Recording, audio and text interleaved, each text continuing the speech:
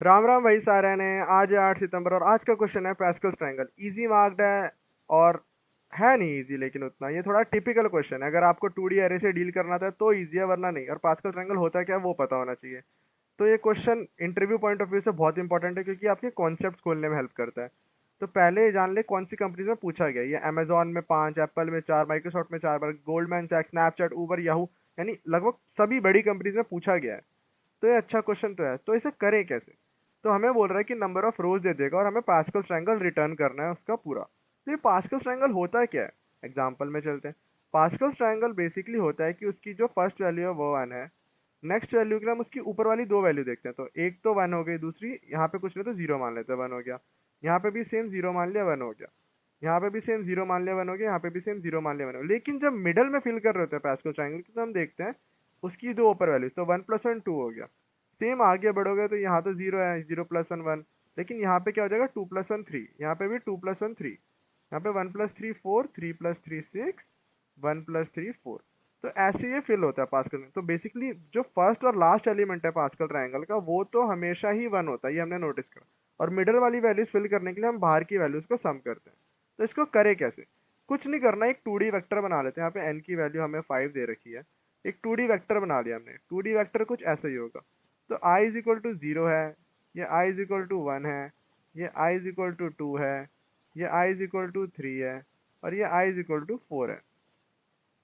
तो ये इंडेक्सिंग होगी। तो इसी को यहाँ पे अगर 2D अरे में बनाए तो i इज इक्वल टू 0 ऐसा होगा, i is equal to 1, i is equal to 2, i is equal to 3 and i is equal to 4। तो इसमें ये देखने वाली बात है कि आप कहोगे सर ये तो 2D पूरा है ही नहीं, ये तो आपने आधा आधा कर दिया। क्यों किया? क्योंकि पास्कल ट्रायंगल की फर्स्ट में सिर्फ एक ही वैल्यू है, मतलब कि जो इंडेक्स है, 0 इंडेक्स है तो उसमें एक वैल्यू है, 1 इंडेक्स है तो दो वैल्यूज है, 2 इंडेक्स है तो तीन वैल्यूज है। बेसिकली मैं जब भी एक वेक्टर और वेक्टर बनाऊंगा और जो अंदर वाला वेक्टर है उसे बार बार रिसाइज करूंगा, आई इज इक्वल टू 0 पे से i + 1 करूंगा, यानी एक साइज का बना दिया और वैल्यू दे दी 1। फिर 1 पे आया तो मैंने उसे वापस से 1 + 1 यानी एक और साइज बढ़ा के यानी 2 का बनाया और वैल्यूज दे दी 1। 2 पे आया तो उसका एक साइज बढ़ाया तो तीन वैल्यूज होगी, 1 1 1। तो ऐसी फर्स्ट और लास्ट वैल्यू तो 1 ही होगी। ये हम इनिशियलाइज कर देंगे। लेकिन जो बीच की वैल्यूज फिल करनी है वो कैसे करेंगे? तो बेसिकली अगर मुझे ये यहाँ पे 1 1 तो ठीक है, बस यहाँ वाली वैल्यू फिल करनी है तो कैसे करूंगा? तो मैं जो रो का आई और जे होगा उसको फिल करने के लिए, जे क्या है, जे बेसिकली कॉलम्स में इटरेट कर रहा है। जे यहाँ यहाँ इटरेट करेगा, जे यहाँ यहाँ इटरेट करेगा ताकि हम वैल्यूज निकाल सके। तो होगा क्या यहाँ पे, अगर मैं करना चाहूँ तो मुझे अगर इसकी वैल्यू निकालनी है तो मैं देखूंगा उसके ऊपर वाली वैल्यू क्या है। तो बेसिकली i - 1 में तो जाना पड़ेगा, 2 - 1, 2 से पहले 1 है उसमें गए। अब उसमें देखना क्या है, उसमें देखना है i - 1 तो चला गया। उसमें देखूंगा कि जे की वैल्यू क्या है, जस्ट उसके ऊपर वाला जे। और साथ में जोड़ूंगा किसकी वैल्यू, रो i - 1 तो है, और साथ में जोड़ूंगा j - 1 यानी उससे एक पिछले वाली। यही तो हम कर रहे थे, ऊपर वाली और पिछले वाली। तो इन दोनों वैल्यू को जोड़ेंगे तो आ जाएगा 2। सेम चीज आगे करेंगे तो 1 + 2 3 हो जाएगा, 2 + 1 3 हो जाएगा, 1 + 3 4 हो जाएगा, 3 + 3 6 हो जाएगा, 3 + 1 4 हो जाएगा। तो इस तरह से हमारा पास्कल ट्रायंगल पूरा बन जाएगा। तो इसकी टाइम कॉम्प्लेक्सिटी देखी जाए तो O(n²) होगी। और यही इसके लिए बेस्ट है। इसके और इंटरव्यू में कैसे पूछ सकते हैं और इसका एप्लीकेशन क्या है वो कोड करने के बाद डिस्कस करते हैं। तो चलो फटाक से इसे कोड कर लिया जाए। कोड करने के लिए मैंने जो बोला वही करेंगे। वेक्टर और वेक्टर इंट बनाया और हम दे दें रिजल्ट नाम, उसका साइज हो गया नंबर ऑफ रोज के जितना। फिर हमने कहा कि हम इटरेट करेंगे i is equal to 0, i less than number of rows तक, i प्लस प्लस। हमारा सबसे पहला काम था कि जो भी हमारा रिजल्ट वेक्टर है i, जिसके लिए भी हम कर रहे हैं उसको रिसाइज कर दें। कितने साइज के लिए, i + 1 साइज से। यस और नो? और फिर हमने बोला कि जो रिजल्ट का फर्स्ट वैल्यू है वो 1 होगी, और जो रिजल्ट की लास्ट वैल्यू है वो भी 1 होगी। तो इस तरह से हमने फर्स्ट और लास्ट वैल्यू 1 कर दी। आई आई होगा ना लास्ट के लिए, तो ठीक है। और फिर int j is equal to 0 से शुरू नहीं, क्योंकि हमने फर्स्ट वैल्यू तो भर दी तो 1 से शुरू होगा। और जे लेस देन कितना रहेगा, i + 1 तक नहीं, आई लेस देन आई रहेगा, क्योंकि हमें लास्ट वैल्यू भी भर दी है और जे को प्लस प्लस करना है। सिर्फ हम मिडल वैल्यूज को फिल करें, तो मिडल वैल्यूज को फिल करने के लिए मैंने क्या बोला, आई जे हो जाएगा। उसके पिछले वाले में देखना है, पिछले वाले में देखना है मतलब i - 1 में देखना है, जे में देखना है, साथ में ऐड करना है रिजल्ट का i - 1 और j - 1, ये हमें करना था। और finally we can return the result, और फाइनली रिटर्न कर दो रिजल्ट को। इतना सा काम करती है आपका ये क्वेश्चन हो जाएगा। रन कर लेते हैं, हाँ रन हो रहा है, इसको सबमिट कर लेते हैं।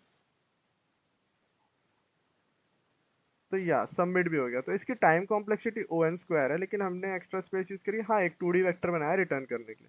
बट इंटरव्यू में आपसे ये और कैसे पूछ सकते हैं, इंटरव्यूअर आपको बोलेगा कि डायरेक्ट इसकी वैल्यू बताओ।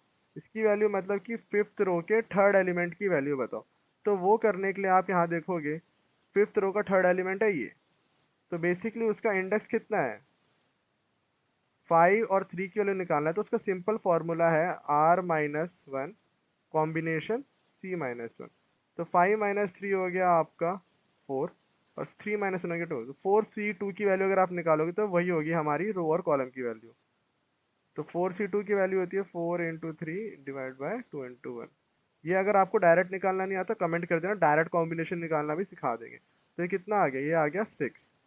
तो 6 वैल्यू डायरेक्ट रिटर्न कर दी। तो हमें क्या दिखा कि अगर हमें कॉम्बिनेशन निकालना है और हमारे पास पास्कल ट्रायंगल, तो हम डायरेक्ट निकाल सकते हैं देख के। तो 4 कॉलम और सेकंड रो की वैल्यू 6 है।